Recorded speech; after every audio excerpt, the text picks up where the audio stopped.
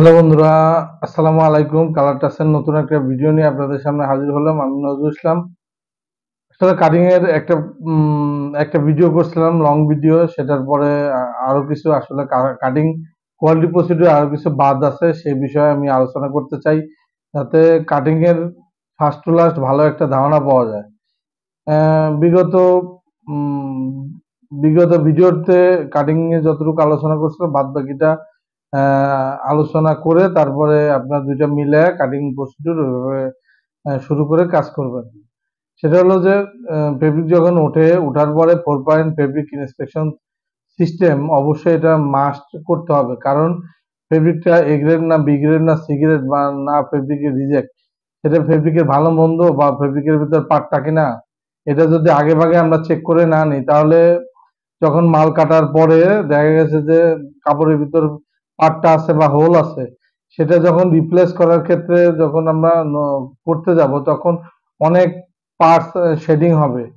সেক্ষেত্রে বড় একটা গ্যাঞ্জাম হয়ে যাবে। কারণ রোল টু রোলের বান্ডিলটা যদি কোনো কারণে মিসম্যাচ হয় বা কোনো কারণে যদি ম্যাচ করে না কাটা যায়, তাইলে তখন ঝামেলা হয়ে যাবে। এই জন্য 4 পয়েন্ট ইন্সপেকশন সিস্টেমের যে ফেব্রিকটা ওকে সেটাই আমরা সাধারণত কাটবো, আর যেটা নট ওকে সেটা বাদ দিয়ে দেবো, অথবা ডাইং এর ফেব্রিক ডাইং এ ফেরত দেবো।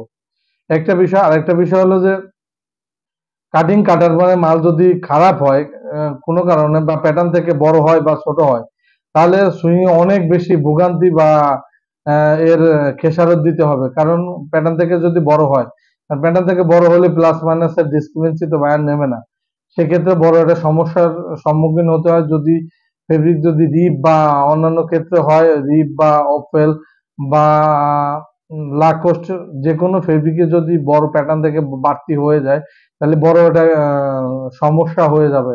এবং ছোট হলেও সেটা লেগটা যদি কাপড় অনেক শর্ট হয়ে যায়, প্যাটার্ন থেকে 1 সেম 1.5 সেম শর্ট হয়ে যায়, তাহলে বড় একটা সমস্যার সম্মুখীন হবে। কারণ একটা প্যাটার্নে সাধারণত উইদাউট লেগটা বাদে সাধারণত 1.5 2 সেম এর উপরে প্লাস থাকে না।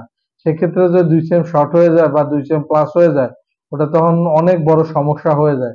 যে ক্ষেত্রে সুইং এ কাজ করতে গেলে বা সুইং এ মেজারমেন্ট ঠিক করার জন্য অনেক বেশি খেসারত দিতে হয় বা অনেক বেশি ঝামেলা পোহাতে হয়। এই বিষয়গুলো অবশ্যই কাটিং এ ফলো আপ করতে হবে। আরেকটা বিষয় হলো যে রিবের ক্ষেত্রে অনেক ধরনের ঝামেলা সুইং এ দেখা যায়। সেটা হলো যে অনেক সময় ডাইং থেকে রিবের সিঙ্কেজ ঠিক থাকে না, বা রিবের ডা শর্ট করে দেয়। তখন দেখা গেছে রিব কাটার পরে, রিবের প্যাটার্ন দিয়ে রিব কাটার পরে প্যাটার্ন থেকে 2 2.5 সেম শর্ট হয়ে যায় বা 3 সেম শর্ট হয়ে যায়।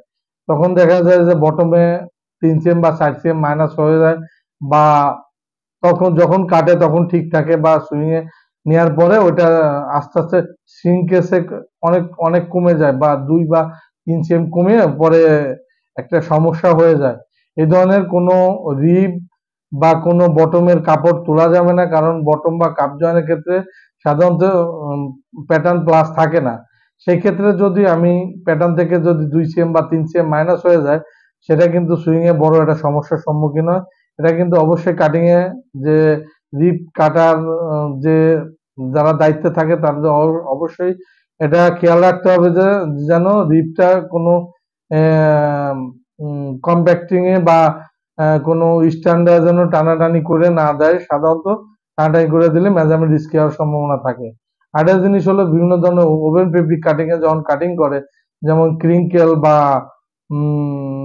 বিভিন্ন ধরনের ফেব্রিক, ওভেন ফেব্রিক, এই ধরনের ফেব্রিক করার সময় অবশ্যই লেটার যেন 2 প্যাটার্ন বা 3 প্যাটার্নে বাড়তি না দেয়। কারণ আর নিচে টেবিলের নিচে অবশ্যই মার্কার পেপার বিছায় নিতে হবে। আলতো করে 2 প্যাটার্ন প্যাটার্ন দিয়ে অল্প অল্প করে মাল কেটে দেখতে হবে। 200 300 পিস দেওয়ার পর ডামি কেটে তারপর ডামি চেক করে দেন মাল কাটিং এ যেতে হবে। কোনো মালই অবশ্যই ডাইরেক্ট ক্রিটিক্যাল ফেব্রিকে অবশ্যই ডাইরেক্ট বাল কাটিং এ যাওয়া যাবে না। অবশ্যই সাইজ সেটের উপর মেজারমেন্ট ডিসক্রিমিনেন্সি হলে সিনিয়রকে জানাইতে হবে, এবং অবশ্যই সেটা ডাইং এ জানায়া তারপরে কাপড় ঠিক করে তারপরে মাল কাটতে হবে। এটা এই জিনিসটা অবশ্যই সাইজ সেটের খেয়াল রাখবেন। কারণ সাইজ সেট যদি প্রপারলি না হয়, ফেব্রিক যদি সঠিক ট্রিটমেন্ট করা না হয়, তাহলে অবশ্যই কাটিং মাল মেজারমেন্ট ঠিক করতে পারবেন না। আর কাটিং ঠিক না হলে অবশ্যই সুইং ঠিক করতে পারবেন না। অবশ্যই আমার ভিডিওটা যদি আপনাদের ভালো লাগে তাহলে অবশ্যই আমার পাশে থাকবেন এবং চ্যানেলটি সাবস্ক্রাইব করবেন। Thank you so much.